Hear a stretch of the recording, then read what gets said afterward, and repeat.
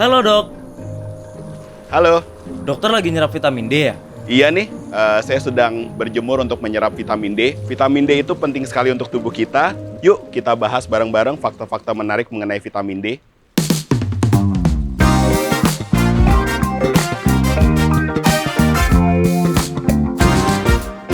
5 fakta yang harus kamu ketahui mengenai vitamin D. Halo Sobat Siloam, saya Dr. Stephen Sumantri, konsultan alergi imunologi klinik penyakit dalam dari Siloam Hospital Lipo Village. Fakta pertama, vitamin D ternyata bukan vitamin biasa.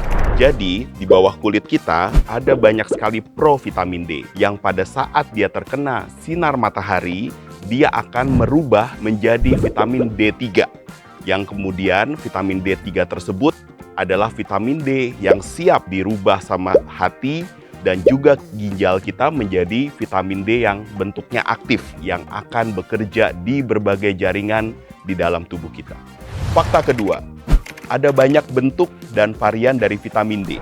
Vitamin D3 kita dapatkan dari sinar matahari, juga kita bisa dapatkan dari sumber makanan. Terutama adalah makanan yang berbentuk dari hewani.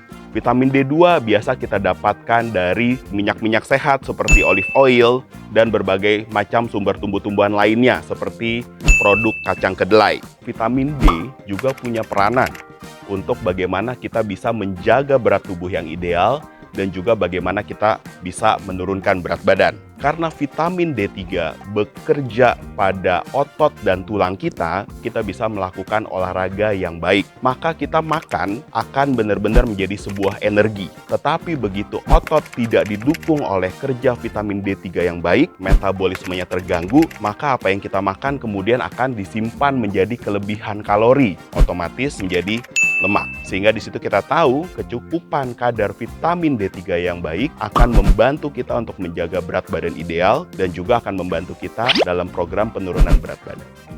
Fakta ketiga, kelebihan dan kekurangan vitamin D tidak baik untuk tubuh kita. Pada saat kita kekurangan, maka fungsi-fungsi organ tubuh yang mengandalkan vitamin D untuk metabolismenya akan terganggu. Otak kita bisa mengalami kecemasan, depresi, penurunan kemampuan untuk berpikir. Nah, bagaimana kalau kita kelebihan? Pada saat kadar vitamin D berlebihan di dalam tubuh kita, maka kita bisa mengalami efek samping, toksisitas yang kita bilang sebagai hipervitaminosis D. Gejala utama disebabkan karena kelebihan kalsium. Kelebihan kalsium di dalam tubuh kita bisa menyebabkan sakit kepala, bisa menyebabkan kita konstipasi, tidak bisa buang air besar dengan baik. Sobat Siloam pasti bertanya-tanya, kira-kira berapa sih kadar vitamin D yang kita butuhkan untuk sehari-hari? Sebagian besar orang, kita hanya butuh 800 sampai 1000 unit setiap hari, atau kalau untuk anak 200 sampai 400 unit setiap harinya. Itu adalah suplementasi alternatif yang bisa kita lakukan pada saat situasi dan kondisi udara yang tidak memungkinkan seperti saat ini. Fakta keempat, polusi bisa mengurangi penerimaan vitamin D untuk tubuh kita. Partikel-partikel polusi udara yang membuat langit menjadi kelabu juga menghambat penyampaian UVB ke kulit kita. Maka aktivasi daripada vitamin D juga akan berkurang. Kira-kira idealnya kapan sih dok? Berapa lama sih dok kita kena sinar matahari? Kalau kita pagi hari sambil berolahraga 30-60 menit. Kalau kita siang hari kita maunya hanya berjemur saja, maksimal adalah 10 menit. Vitamin D mempunyai banyak peranan penting untuk saluran nafas. Yang pertama, dia akan bisa untuk meningkatkan kerja daripada sistem imun. Yang kedua, vitamin D juga memainkan peranan penting dalam proses detoksifikasi. Yang ketiga, ternyata vitamin D juga memainkan peranan untuk membantu memperbaiki jaringan yang sudah rusak.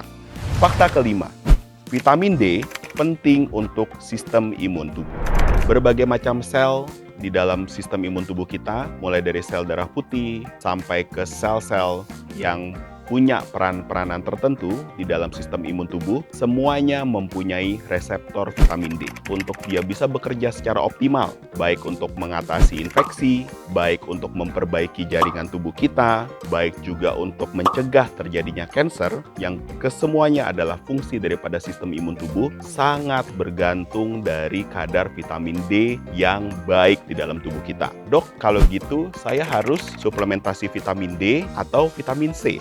vitamin D dan vitamin C, dua-duanya punya fungsi yang saling melengkapi. Vitamin D sebagai hormon mempunyai fungsi untuk meningkatkan dan mengkoordinasi kemampuan daripada sistem imun untuk bekerja dengan baik. Sedangkan vitamin C mempunyai peranan sebagai antioksidan, sehingga komposisi antara vitamin D dan vitamin C yang baik akan saling melengkapi untuk menjaga dan memperkuat kerja sistem imun tubuh dalam mengatasi infeksi, dalam mencegah kerusakan jaringan, memperbaiki kerusakan jaringan, dan juga mencegah terjadinya kanker.